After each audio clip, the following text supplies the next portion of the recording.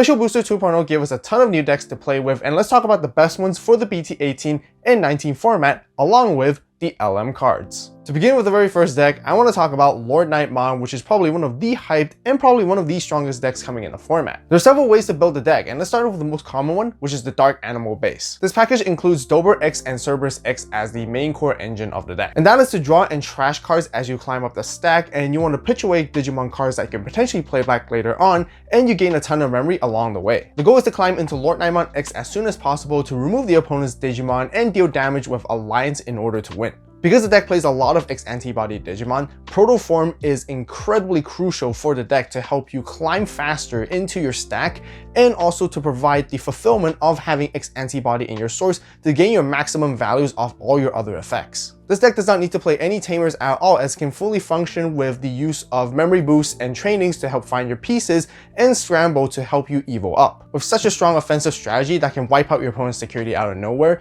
there are a fair amount of weaknesses when it comes to playing this particular build. First is the linear playstyle, where if you don't see your pieces, there's not much else you can actually do. The stack doesn't have protection and doesn't have much defense to retaliate against your opponents during their turn, making it very glass cannon where it's all or nothing. If your opponent sets up multiple Floodgate rookies, it really slows down the deck even if you have Deltamon. Overall, the hype of the deck did wear off quickly, but don't be mistaken, it is still performing fairly well in large-scale tournaments. If you want to see even more deck lists but earlier than everyone else, make sure to join the AVAULT Club, and also don't forget to subscribe, turn on the notification bell to stay tuned for more top deck list video discussions like this one. Aside from the Dark Animal build, I also want to show you guys two other fun ways to play Lord Knightmon, which I think will be really cool to share with you what the community has been cooking up. Who would have ever thought that you could actually make Ragnar work in a purple-based deck? Similar to the Dark Animal engine, the goal is to climb up the stack, but there are a few key differences when it comes to card choices in the middle. The first thing you notice is the Ogudamon from the Magnamon starter deck, and the intention is to help you search and find your pieces, ideally going to be a Lady Devimon so you can Digivolve on top of it for cheap, and then you can draw and cycle through your cards. The end of turn inherited effect to DNA is actually really important because that is the keystone to help you go into your Ragnar to finish the opponents off. Lady Devi X is also included to play out the token that has blocker and retaliation, which is intended to slow down against opponents' attacks, and it's exceptionally good with this one blocker alone to counter against aggro-based decks. You want to build your first stack with Lord Knightmon, and the cards you want to trash is the Ogudamon so you can play it back with its effect. And that is when you want to go into Lord Knight X to chunk down the first part of your opponent's security, setting them up to only have 3 left. Use the Ogudamon that you just played out to build into a second stack, and this time you want to eventually climb up into a Shoutmon Cross 5B. I know, a card from a long time that nobody else plays it makes a comeback out of nowhere. And why is that important? It's simple. It's red, and with the help of that, you can potentially get up to 12 sources underneath your Ragnar when you go for the end of turn DNA.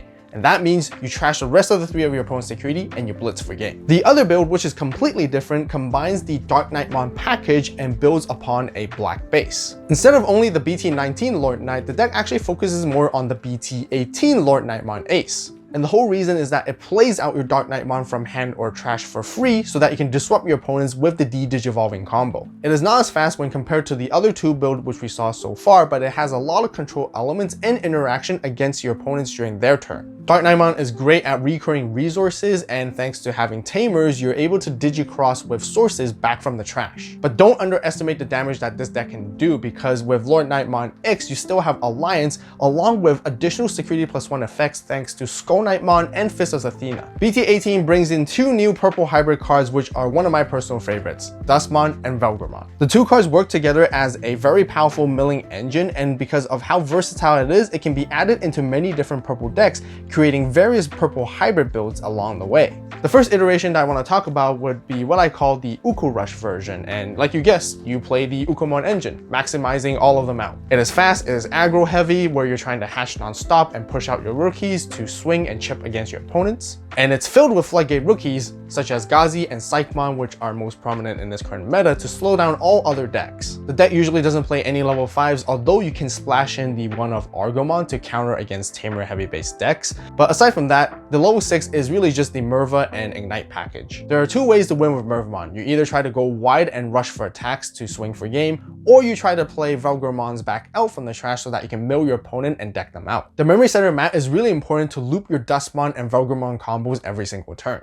By milling as quickly as possible, you want to set up cards in your trash so then they all become late game resources. Same goes for Rival's Barrage, as it lets you grab anything you want back. Jack Raid is there to help you gain a ton of memory, so of course the more cards you have in trash, the greater value it gives you in return. Death Slinger also scales fantastically with higher level removal. But not only these options are fantastic to use from the hand, they're also just as good being in security because they act as bombs. I would say the strategy is fairly straightforward and very easy to understand, making it perfect for new players to pick it up, and I highly recommend you guys to try it out. But with that, it does come with its own problems because of its linear playstyle, so you're not really able to express your skill or make flexible plays. And this is where we'll come in and talk about the Loimon version, because there's a lot more control elements and a lot of fancier things you can do with it too. Just like the one that we saw before, it runs the Ukumon base, but aside from the Floodgate rookies, you're actually now focusing on Loogamon to help you mind link your AGs underneath, because it helps you cheat out tamers for free. And as a follow-up, it gives you tamers to digivolve your hybrids on top of AG. But you might be thinking, what's the point if you can't utilize its inherent effects? You actually want to mind link out at the end of the turn, so you ensure that you have a tamer to utilize every single turn when you go into your hybrid the next. The Loimon package gives you additional draw and trash, so you can set up a tamer in there, and then when you swing with it, you digivolve into Reheat from the trash, and then Reheat plays the tamer out for free. And remember, Rehemon can also double spirit digivolve to help you climb into your level 6s very quickly. And because the fact that Rehemon is yellow, it gives you a large pool of many level 6s that you can choose from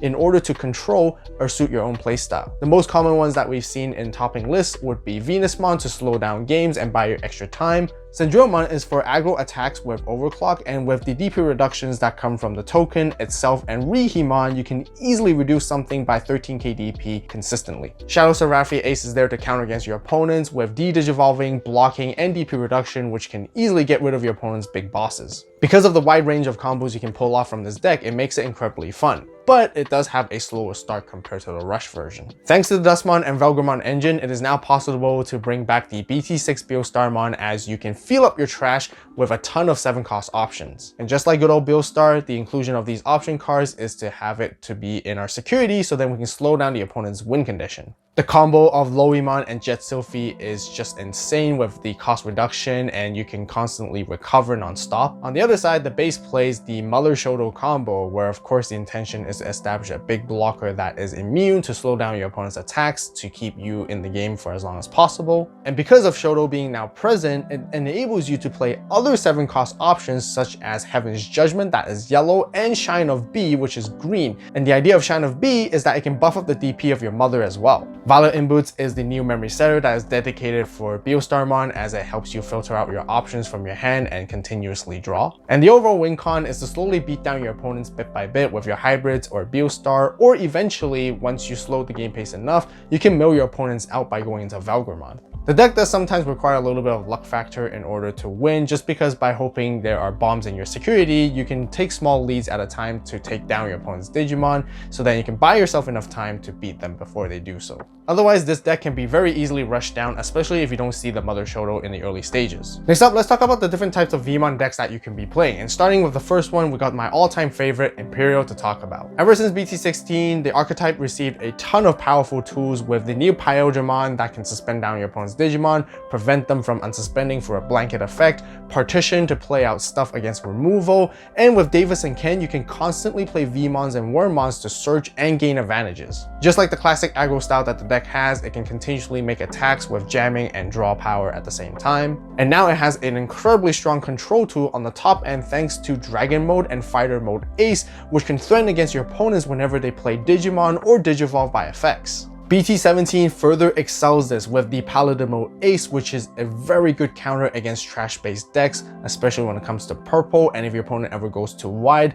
your Paladin Mode can single-handedly just bottom deck everything, make multiple swings, and finish the game alone. Return of the Primogenitor helps you climb up into your level 6s even faster, or gives you an alternative to go into your Imperialdramon without necessarily needing to DNA. Delay effect, it gives you the protection that you needed to fill in the gaps that Partition doesn't cover. We also see lots of players teching in the EX7 Hexablaumon because not only it can trash even more sources, you can bottom deck the Tamers, and also because you DNA, you build such a large stack with Hexablaumon, its Floodgate effect becomes very difficult to actually overcome. Overall, the deck is very well-rounded, and it has a very good matchup against almost anything within the meta. There is a saying that the only weakness of this deck is itself when you don't see the pieces, which is why I am really interested to see if the inclusion of Jade Memory Boost would be what it takes to boost the efficiency and fix that issue. Other than Imperial, the other Vmon deck that you can be playing is Magnamon, and with BT16 it received a huge boost in the form of its new X antibody version. This card single-handedly does a ton, with one of the first being that is completely immune to anything that your opponents throw at it. It has Armor Purge to keep the stack alive, Blocker to stop attacks, DP buffs to make it even stronger, and it can even unsuspend, giving it all the tools for the perfect offensive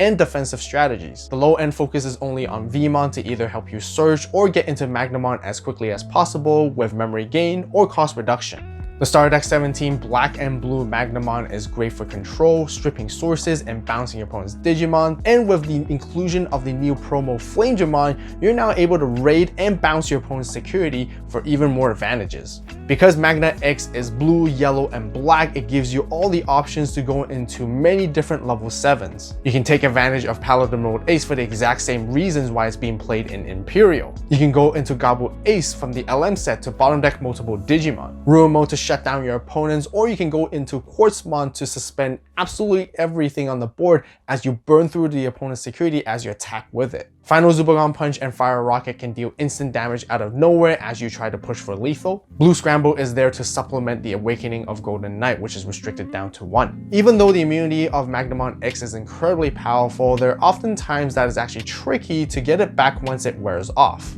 In this day and age, you can't swing without thinking twice, as your opponent can ace against you to get rid of it, which is why Blinding Ray is there to help you preemptively proc your immunity, but by doing so, you are giving up your unsuspending effect, which is once per turn. Now, have you heard of the craziness where you can actually combine both Imperial and Magnamon together to make something like this? I'm pretty sure this idea came out of nowhere, where someone was just trying to put the best of both worlds and mushing them together and see how it goes. And surprisingly, it works, because we have seen this build topped a couple of times. What it does is that it takes the Imperial core and replaces the Stingmons with additional armors such as Lydramon, Magnamon, and Togemogumon. And the whole reason behind that is to ensure that you have armor form in your sources when you go into Magnamon X to keep its immunity live. Togemogumon is good at slowing down rush and hybrid based decks with its source stripping and blocking. You can even make an argument that the blue-green armors help boost the consistency of getting into your Imperialdramon combo, since the dual colors can serve as either requirement. Imperialdramon can then digivolve into Magna X for the 4 cost, but the best thing is to use the Return of the Primogenitor option to help you digivolve into it for free, because it's also a free trait now. And with all of that, you have a powerful all-immune stack with Partition that can potentially swing 4 times in a single turn. Aside from just Imperialdramon, you can now include the BT18-19 to suspend down your opponent's Digimon, gain extra DP buff, and then the idea is to digivolve Magna X on top of it so that you get the Inheritable to trash your opponent's security as you swing down their opponent's Digimon, so then you can get your immunity proc. On top of all of that, you still have the BT16 Dragon and Fighter mode, giving you absolutely everything you need in order to win. As we continue the discussion with blue decks, we also have Miragegaogamon. The deck has stayed relevant for a very long time, all because of this one card from BT11. Gaining memory and disrupting the opponent's turn whenever they attempt to draw or search is just so great at slowing them down to even prevent them from making more plays or even establishing a board. The archetype has grown ever more consistent thanks to the BT16 Gaogamon to draw additional cards, and with the EX6 Huankunmon to play out your Gaomon from your sources to do the same. You gain a ton of memory throughout the process, and you can continue to combo over and over again. Memory floodgates are the biggest counter to this deck, but your opponent would need multiples of them because EX4 Gaogamon, Mac Gaogamon, and Mirage itself can easily bounce them away as you climb up. And speaking of floodgates, you can include the exact same ones with Madoki Betamon and Otamamon to return the favor back to your opponents. Hexablaumon is also a fantastic secondary level 6 for this deck to get into, and we've already established how good it is when we talked about Imperial. The deck even now has access to Blue Scramble, which helps you evo up the line quickly, alongside with the effective searching of Blue Memory Boost and Mental Training. It is really cool to see how Mirage has changed its playstyle and approach to a lot of hand and memory control while maintaining the same OTK potential with many attacks in one go when you go into burst mode. Another way we have seen players build Mirage is with the Galaxy Core, which came out from from EX5. It combines the Light Fang and Nightclaw cards to continuously stack on top of each other to gain memory. Coincide lets you evolve for free along the way as you continue to build a stack. You get to search and draw as you digivolve, and you can get into your level 5s for cheap with the cost reduction effects. Aside from Mirage, there's other level 6s that you can toolbox with Apollo for explosive damage and deletion, Hexablaumon, which thrives the bigger the stack goes, and we even seen players start to splash in Roogamon to play cards from the sources just so you can build off another stack from it, and you can even bomb deck your opponent's Digimon or use Decode when you need to keep your Digimon afloat. The deck thins out very quickly because of the amount of draw and search that you have, but not to worry, because this is where Paladin Mode Ace comes in, as you can recycle everything from your trash back to the bottom of your deck so you can use all of them all over again. And thanks to Coincide, you can even digivolve into this guy for free during your own turn instead of just acing against your opponents. And just like the regular version of Mirage, it can take advantage of Blue Scramble to excel the speed even further and potentially make comeback plays. Additionally, Wisteria Memory Boost is the perfect search needed to help grab red and blue Digimon. As we move on to even more doggo decks, there's also Loogamon. The archetype first came out in BT14 with an OTK playstyle that goes wide. As it got more support through BT15, 16, and 17, the deck now fully focuses on Fenriloogamon Takemi Kazuchi, which is a level 7 that DNAs from Fenriloogamon and Kazuchimon. The playstyle remains with its OTK potential with trashing your opponent's security, unsuspending, and alliancing for multiple checks. It can wipe out the opponent's board as it climbs up the stack by getting rid of any potential ace threats. As you draw and trash cards throughout, the Bolmon Egg is the core of the engine because it lets you digivolve into anything when you trash it, and is not even once per turn. Although the deck is combo heavy, it has a fairly simple play pattern where new players can easily adopt it and then spend time to master other complex plays. Just like most purple decks, the early game plan is to search for pieces and set up your trash with Takemika and Kazuchi in there. We have seen players choose between the different level 4 lineups, as you can go for the Lugarmon for additional memory gain and DP buffs, or the Dorgoramon with its dex version to taunt, reboot, or even make an extra attack at the beginning to set up the lethal combo. You can choose to opt in purple Scramble to help you access your combo line even quicker and have comeback potential. But some would argue that you don't even need that because the Demon Wolf option card already does that for the archetype itself. Otherwise, you can even splash in Grape or Amber Memory Boost to make Kazuchimon searchable, since it is not an SOC to begin with. The deck is very piece reliant, and with how fast the game currently is, sometimes you're going to find yourself forcefully pushing it out even though you may not have everything set up, in just the hopes of gambling to find what you need as you go. But once you get there, it is almost nearly impossible to stop it. Since we're on the topic of OTK and one-shot decks, there's still certainly Ancient Greymon to talk about. Withholding the tradition of red hybrid and chunking down the opponent's security, this deck is hyper aggressive. Main idea is to warp into Ancient Greymon with the combination of BT17 Burning Gray into Aguni, or even the promo Aguni by itself. Delete the stack at the end of turn, and the BT17 Ancient Greymon gives you recyclability by playing a Tamer back for free, so you're ready for the next turn for the same combo all over again. The BT18 Takuya and Koji brings a ton of value by making use of your trash by tucking in additional inherit effects, just like the BT7 Takuya. You can now easily get into the BT4 Ancient Greymon with cost reduction thanks to the promo Aguni inherit effect, and then do a ton of checks. Analog Youth helps a ton by gaining memory and potentially keeping your turn, and then having the momentum by hatching an egg so you can build another stack ready to go. The end of turn inherit effect of BT18 Takuya and Koji basically gives all your red hybrids blitz, and pairing up with Gigasmon, it gives you a whole new way to finish games after wiping out all your opponent's security. There are plenty of lower end choices where you can go for the Uku Rush package, or even Gotsumon and Shamamon for Flightgate. You can even opt in to go into Ruin mode to turn the build even more control variant, just because BT17 Ancient Grey is also purple. The game plan is super direct to understand. You're trying to attack as soon as you can with as much damage as possible, making it a very good deck for beginners to pick up. If you want to learn and how to build each deck that I covered, there are links to each individual videos in the description box down below. With such a diverse meta, there's so many other decks I want to talk about as well, but I have a couple of other ones as honorable mentions that I want to highlight upon, and I personally would keep a lookout for because they can potentially do even better than they currently are, and as a matter of fact, they can probably even make a huge comeback. One of my other personal favorites is Leviamon. With so many decks that play by effects, this is where it can really fit into the meta and counter those and keep them in check. Leviamon would thrive in this environment, and similar to Lord Knightmon, it plays the Dark Animal package, but there are a couple of other different cards that you would add in. Leviamon can remove multiple Digimon off the board and gain memory all turns,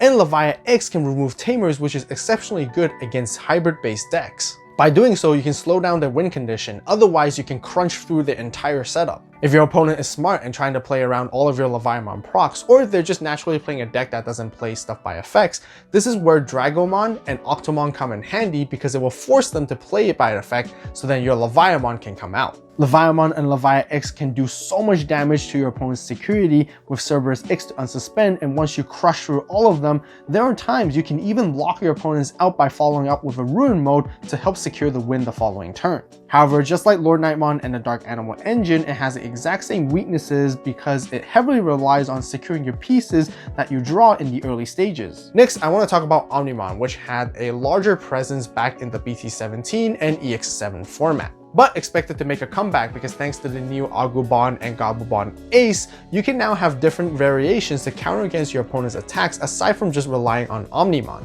Wisteria Memory Boost is also made specifically for this deck as it helps search its pieces in the early game and gives you memory in return with delay. The early game plan is to play Agumons and Gabumons to find warping pieces, to then go into War Greymon and Metal Garurumon so that you can DNA.